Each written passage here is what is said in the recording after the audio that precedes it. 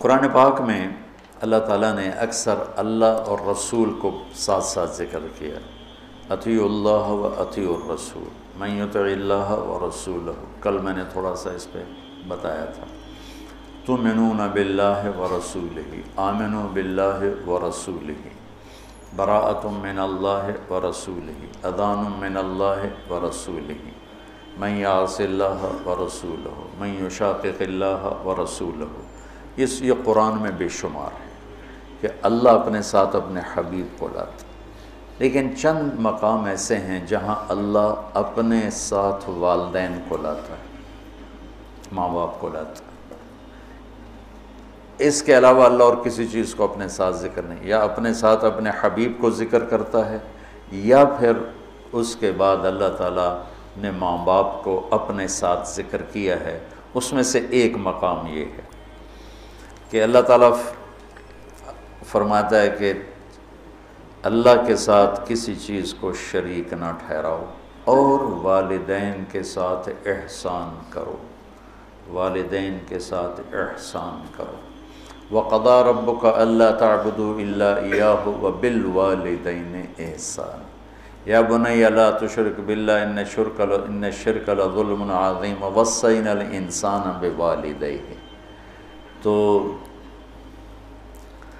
اللہ تعبدوا الا اللہ وبالوالدین احسانا، یہ قرآن میں کئی جگہ اللہ تعالیٰ نے اس کو اس طرح ذکر فرمایا کہ اپنے ساتھ والدین۔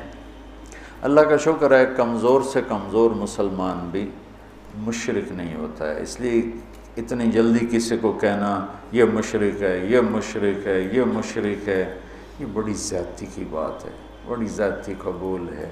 اس سے احتیاط کرنی چاہیے، اس سے بچنا چاہیے۔ اللہ کے فضل سے مسلمان کے دل میں توحید ہے، وہ جہالت کی وجہ سے کوئی کچھ بول رہا ہوتا ہے، کوئی کچھ بول رہا ہوتا ہے، اس پر اس کو کافر قرار دے دینا، مشرک قرار دے دینا، یہ اتنا آسان نہیں ہے۔ تو میرا ملک تو ویسے ہی ٹکٹک کے کفر کے فتوے مل رہے ہیں، جتنے مرضی کٹوا لو، جتنے مرضی لکھوا، جنہوں مرضی کافر قرار دے دو، جنہوں مرضی، ہر قسم کے لوگ ہوتے ہیں۔ تو اللہ تعالیٰ ارشاد فرما رہے ہیں کہ ایک تو میری ذات میں شریک نہ ٹھہراؤ، یہ حرام ہے، اور دوسرا کیا ہے؟ بالوالدین احسان۔ احسان کا کیا مطلب ہے؟ کسی کام کو اس کی سب سے عالی شان خوبصورت شکل میں ادا کرنا، اس کو احسان کہتے ہیں۔ ہمارے اردو میں احسان کا مطلب ہے کسی کے ساتھ کوئی بھلا کر دینا، بغیر کسی معاوضے کے کسی کے کوئی ایسی مدد کر دینا، اس کو احسان کہتے ہیں۔ وہ بھی ہے، وہ بھی اس میں شامل ہے، لیکن عربی میں احسان ہے مل احسان ان تعبد اللہ کأنک تراہ فإن لم تکن تراہ فإنہ یراک۔ احسان کیا ہے؟ کسی جو کام بھی کرے، اچھائی کا، بھلائی کا جو کام بھی کرے، اس کو اعلیٰ درجے پر کرنے کا نام ہے احسان۔ تو اللہ تعالیٰ یہاں ارشاد فرما رہا ہے کہ والدین کے ساتھ احسان۔ اچھا، ایک اس پہ ذرا غور کریں، اللہ تعالیٰ فرما رہا ہے آؤ میں تمہیں بتاؤں کہ حرام کیا ہے، ٹھیک ہے؟ کہتا ہے شرک نہیں کرنا ہے تو حرام ہے، اور والدین کے ساتھ احسان، یہ حرام کے نیچے کیسے آ گیا؟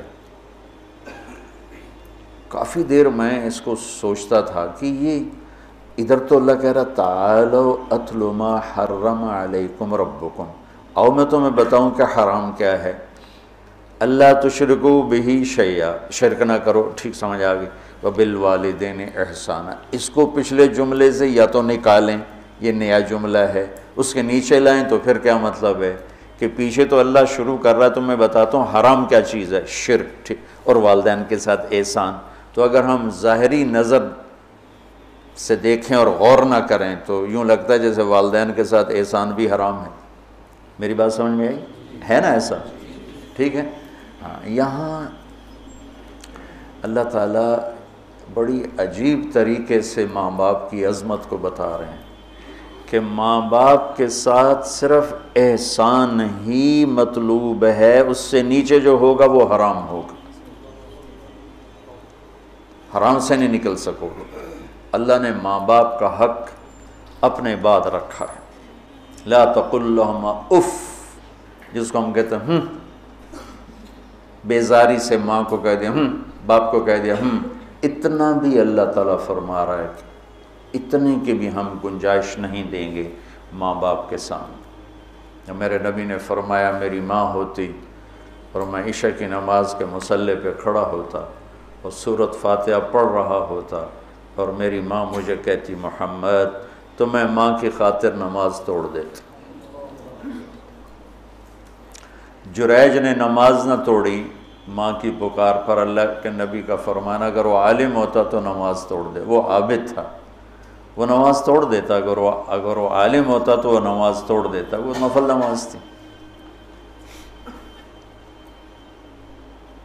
تو اللہ تعالیٰ وَقَضَىٰ رَبُّكَ أَلَّا تَعْبُدُوا إِلَّا إِيَّاهُ وَبِالْوَالِدَيْنِ إِحْسَانًا، کہ تیرے رب کا فرمان ہے، تیرے رب کا اعلان ہے کہ بندگی صرف اللہ کی ہے اور احسان ہے والدین کے ساتھ۔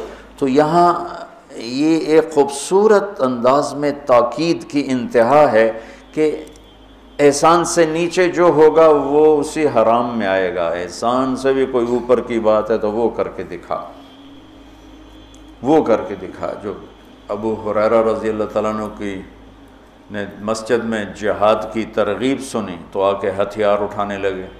ماں نے پوچھا کہاں جا رہے ہو؟ کہا میں جہاد پہ جا رہا ہوں۔ تو کہنے لگی میں تو اکیلی ہوں، میرا پیچھے کیا بنے گا؟ کہا یہ نہیں مجھے پتا، بس میں جا رہا ہوں۔ تو انہوں نے بہت محنت کی، وہ مانے نہیں۔ پھر انہوں نے اپنے چھاتیوں کی طرف اشارہ کیا، دیکھ میں نے تمہیں یہ دودھ پلایا ہے، اس کے واسطے رک جا۔ کہا نہیں میں نہیں رکوں گا۔ ہتھیار اٹھا کے چل دیے۔ ان کی والدہ نے اللہ کے نبی کو پیغام بھیجا کہ میں نے دودھ کا واسطہ دیا پھر بھی یہ مجھے چھوڑ کے جا رہا۔ تو ابو ہریرہ جب آئے تو آپ نے منہ یوں پھیر لیا، میں آپ کو بتا چکا ہوں کہ آپ کی ناراضگی کی نشانی تھی کہ آپ دیکھ کے منہ یوں پھیر لیا، آپ نے منہ پھیر لیا۔ تو ابو ہریرہ یا رسول اللہ خیریت تو ہے؟ کیا ہوا؟ کہ تیری ماں تجھے دودھ کا واسطہ دیتی ہے اور تو پھر ہتھیار اٹھا کے جہاد کو جاتا ہے، مجھے تیرے ایسے جہاد کی کوئی ضرورت نہیں، چل جا اپنی ماں کے پاؤں میں بیٹھ، وہی تیرا جہاد۔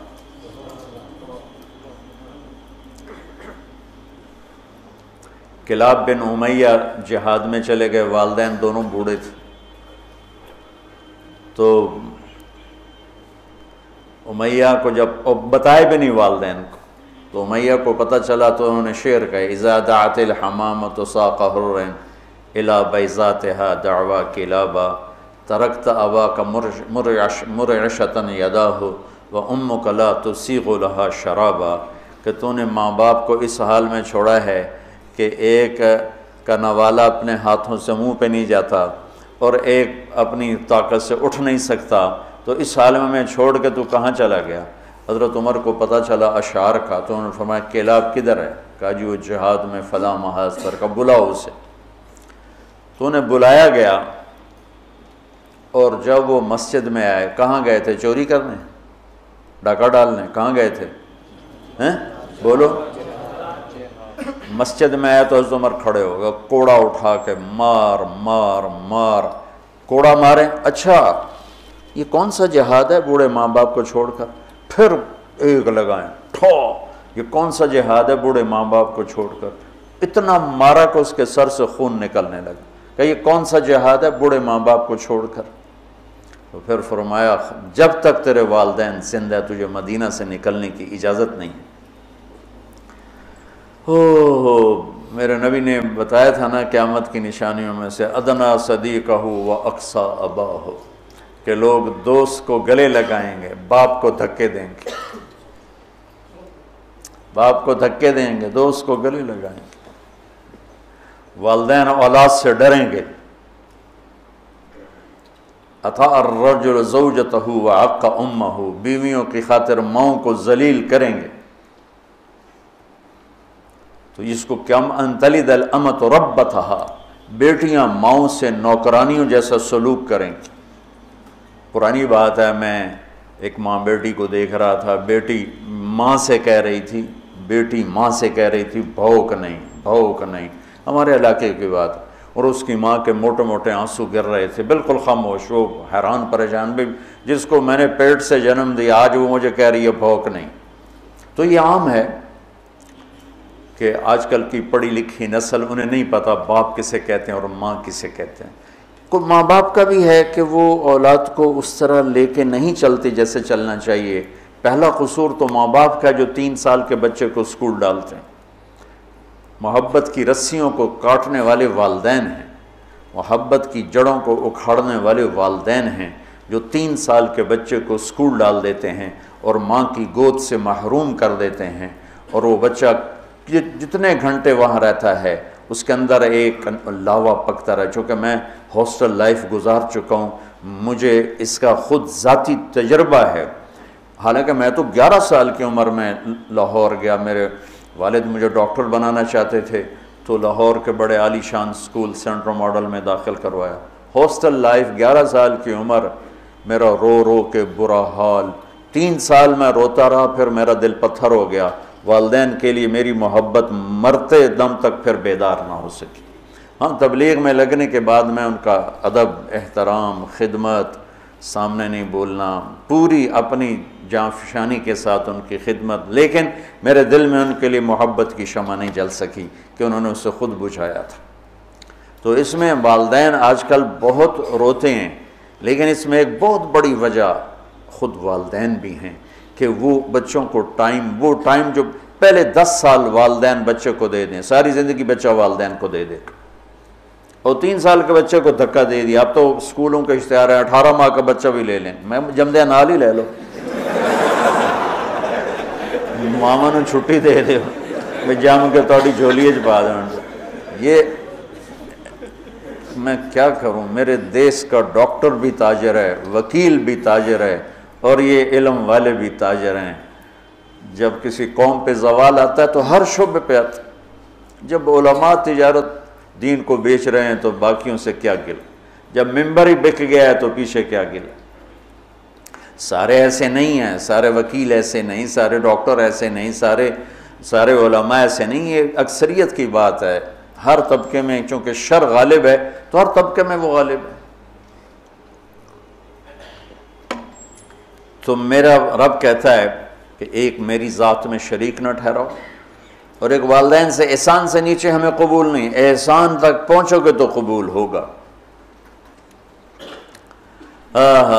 آپ جنت میں تشریف لے گئے تو قرآن کی تلاوت سنی، آپ نے فرمایا کون کر رہے تلاوت؟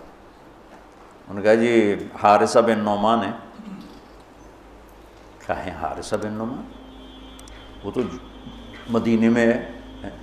کہا وہ ماں کا خدمت گزار ایسا ہے کہ جب قرآن پڑھتا ہے ساری جنت کو سنایا جاتا۔ وہ ماں کے کیسے خدمت گزار تھے کہ ماں کے کپڑے خود دھوتے تھے، بیوی سے نہیں دھلواتے تھے۔ ماں کے لیے سالن روٹی خود بناتے تھے، بیوی سے نہیں بنواتے تھے۔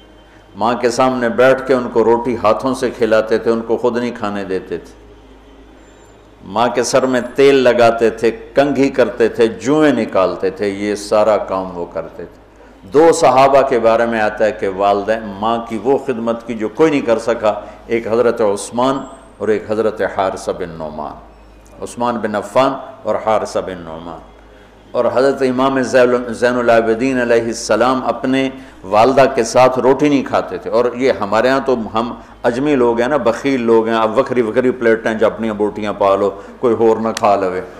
تو عرب کٹھا کھاتے تھے، کٹھے بیٹھ کے کھانا آج بھی تہذیب ہے۔ ہم نے قطر کے بادشاہ کے دسترخوان پہ کھانا کھایا، وہ اور لوگوں کے ساتھ مل کے بیٹھ کے کھا رہا تھا۔ تو کسی نے کہا آپ ماں کی اتنی خدمت کرتے ہیں تو آپ ان کے ساتھ کھانا کیوں نہیں کھاتے؟ فرمایا کہ مجھے ڈر لگتا ہے کوئی ایسی بوٹی نہ اٹھا لوں جو میری ماں کی نظر میں اور میں اٹھا کے مجرم بن جاؤں، کہ وہ میری ماں کی نظر میں ہو اور میں اس سے پہلے اٹھا کے کھا لوں تو کہیں میں ماں کا مجرم نہ بن جاؤں، اس لیے میں ساتھ نہیں کھاتا ہوں۔ کسی نے حضرت علی سے پوچھا حسن آپ کے بیٹے کیسے ہیں؟ کہا میں جب چلتا ہوں تو میرے آگے نہیں چلتا، میرے پیچھے چلتا ہے۔ جب میں بیٹھنے لگتا ہوں تو پہلے مجھے بٹھاتا ہے پھر خود بیٹھتا ہے، اور جب میں گھر میں کمرے میں ہوتا ہوں تو گھر کی چھت پہ نہیں چڑھتا کہ باپ سے اوپر نہ ہو جاؤں۔